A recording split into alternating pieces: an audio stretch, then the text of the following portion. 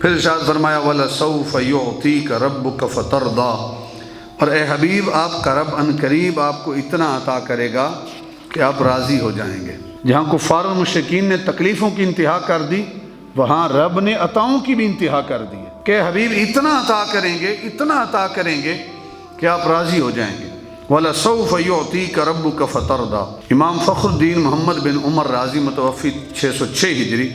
آپ فرماتے ہیں تفسیر کبیر میں، حضرت علی بن ابی طالب اور حضرت عبداللہ ابن عباس رضی اللہ تعالیٰ عنہم سے روایت ہے کہ اس آیت سے مراد کہ آپ کو آپ کی امت کی شفاعت کا منصب عطا فرمانا ہے، کہ ہم آپ کو شفاعت کا منصب عطا کریں گے کہ آپ اپنی امت کی شفاعت کریں گے۔ اور پھر ارشاد فرمایا کہ جب یہ آیت نازل ہوئی تو آپ صلی اللہ علیہ وسلم نے ارشاد فرمایا، یعنی اللہ تعالیٰ مجھے شفاعت کا منصب عطا فرمائے گا۔ اور جب یہ آیت نازل ہوئی تو محبوب خدا نے ارشاد فرمایا کہ اگر میرا ایک امتی بھی دوزخ میں ہوا تو میں اس وقت تک راضی نہیں ہوں گا، یعنی جب تک میری ساری امت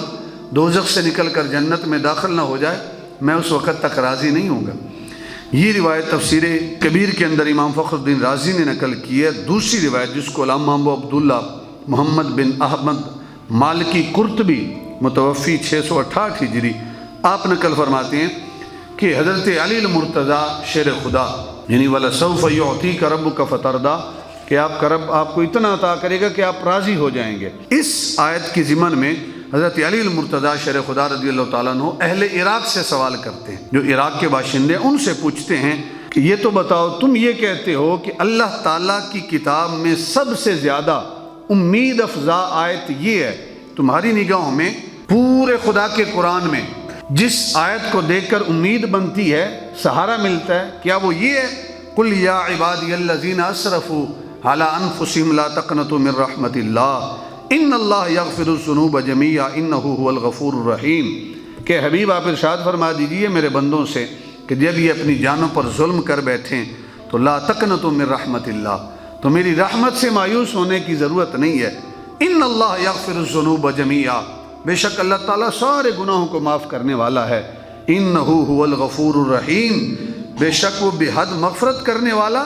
اور بہت رحم فرمانے والا ہے۔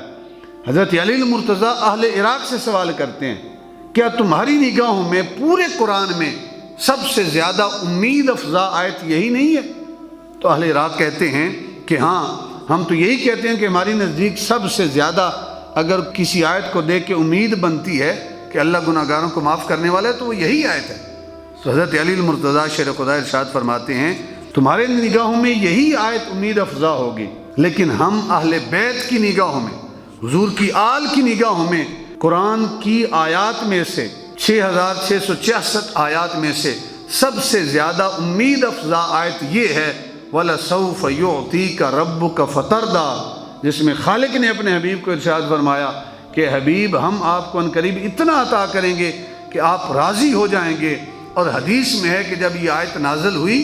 تو اللہ کے نبی ارشاد فرماتے ہیں کہ اگر میرا ایک امتی بھی دوزخ میں ہوا میں راضی نہیں ہوں گا، جب میری ساری امت دوزخ سے نکل کے جنت میں داخل ہو جائے گی تب میں راضی ہوں گا۔ سبحان اللہ۔ فرمایا ہماری نگاہوں میں اگر کوئی امید افزا آیت ہے، حضرت علی شیر خدا ارشاد فرماتے ہیں وہ یہ ہے وَلَسَوْفَ يُعْطِيكَ رَبُّكَ فَتَرْضَىٰ، ارشاد فرمایا کہ حبیب ہم آپ کو عنقریب اتنا عطا کریں گے